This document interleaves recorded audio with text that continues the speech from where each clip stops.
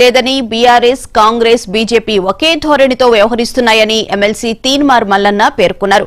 BRS ను బీజేపీలో విలీనం చేసేందుకు కాంగ్రెస్ ప్రయత్నిస్తోందన్నారు. రేవంత్ తన చేతిలో ఉన్న అధికారాన్ని బీజేపీకి అప్పగించారంటున్న తీన్మార్ మల్లన్నతో మా ప్రతినిధి Ram Naresh face to face. BC రిజర్వేషన్ల అంశంపై ఈరోజు మండలిలో చర్చ జరిగింది. అయితే కేవలం కోత పెడుతున్నారంటే బీసీలకి ఏదైతే హామీ ఇచ్చారో ఆ హామీ అమలు చేయకుండా కోత పెడుతున్నారంటున్నారు.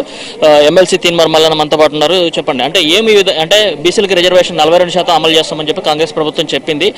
నిన్న అటు శాసనసభలో కానీ ఈరోజు మండలిలో కూడా ప్రకటించింది. మీరేమో కోత పెట్టింది అంటున్నారు. ఏ విధంగా కోత పెట్టింది? ఇప్పుడు 2023 డిసెంబర్ నుంచి ఈ రోజు వరకు తెలంగాణ రాష్ట్రంలో ఉన్నటువంటి దాదాపు 130 గ్రామాలను తీసుకుపోయి మున్సిపల్లో కలిపినారు.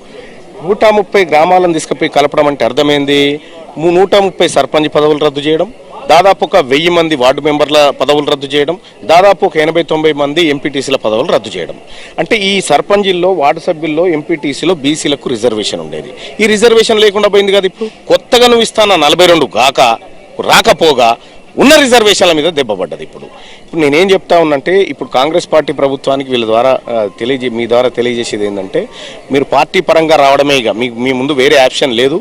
మీరు గతంలో గోపాల్ రెడ్డి అంటే ఆయన కేసు వేసిండి ఆగిపోయిందంటే ఇప్పుడు ఇంకో గోపాల్ రెడ్డి కూడా పుడతాడు. అది మాకు అర్థమవుతూనే ఉంది. మీరు పార్టీ పరంగా మాకు 42% ఇవ్వాలనేటువంటి ఆలోచన కాంగ్రెస్ పార్టీ చేస్తుంది కదా.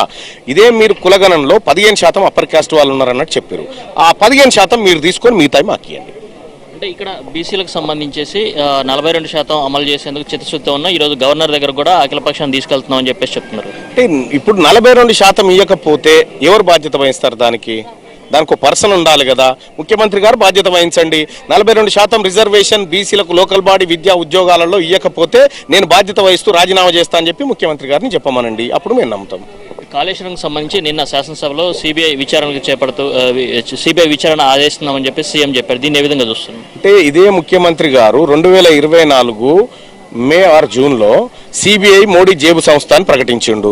సిబిఐ మంచిది కాదు, సిబిఐ అనే విపక్షాలపైన కక్ష సాధింపు కోసం కేంద్ర ప్రభుత్వం వాడుతున్న అస్త్రంగా చెప్పిండు. మళ్ళా వాళ్ళ దగ్గర తీసుకుపోయి ఈయన జుట్టిచ్చిండు. అంటే భవిష్యత్తులో ఏం జరగబోతుంది అనేది నాకున్నటువంటి అంచనా ప్రకారం బీఆర్ఎస్ పార్టీ నామరూపాలు లేకుండా బీఆర్ఎస్ పార్టీని బీజేపీ వైపు తోలి 2 పక్షాలు మాత్రమే ఇక్కడ నువ్వా నేనా ఇద్దరం మాత్రమే ఉండాలనేటువంటి ఒక వ్యూహం జరుగుతున్నట్టుగా కనిపిస్తా ఉంది. కానీ భవిష్యత్తులో ఖచ్చితంగా బీసీల నుంచి ఒక బలమైన పార్టీ వస్తుంది. అప్పుడు ఎలక్షన్ ట్రయాంగిల్లో ఉంటుంది.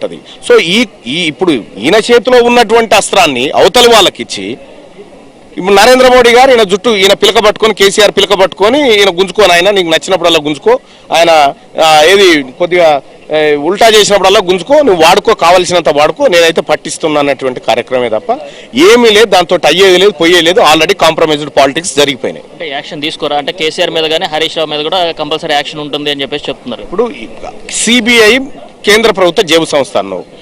ఇప్పుడు హరీష్ రావు గారు, కేసీఆర్ గారు ఏడికి పోవాలి? తనను నియంత్రించుకోవడానికి, తనను రక్షించుకోవడానికి మోడీ గారి దగ్గరికి పోవాలి. మరి మోడీ గారికి కావాల్సింది ఏంది? ఈ రాష్ట్రంలో బీఆర్ఎస్ పార్టీలో ఉన్నటువంటి బలం ఏదైతే ఉందో అది బీజేపీకి కావాలి. ఈయన ఇచ్చేటైనా ఆయన తీసుకుంటాయన ఇస్తినమ్మ వాయనం తీసుకుంటున్నమ్మ వాయనం లెక్కనే ఉంటుంది. రేపు పొద్దుగాల కేసీఆర్, హరీష్ రావు జైలుకు పోడు. మొత్తంగా చూసుకుంటే కాళేశ్వరం సంబంధించేసి సిబిఐ విచారణ ఆదేశించడంతో మొత్తంగా ఇక్కడ ఎవరిని అరెస్ట్ చేసే అవకాశాలు లేవు. కేవలం బీఆర్ఎస్ పార్టీని బీజేపీలో విలీనం చేసే కార్యక్రమంలో భాగంగానే ఇదంతా నడుస్తుందని చెప్పేసి చెప్తున్న పరిస్థితి ఉందని చెప్పుకోవచ్చు. కెమెరామెన్ ఆనంద్తో రామ్ నరేష్ మండల్ నుంచి.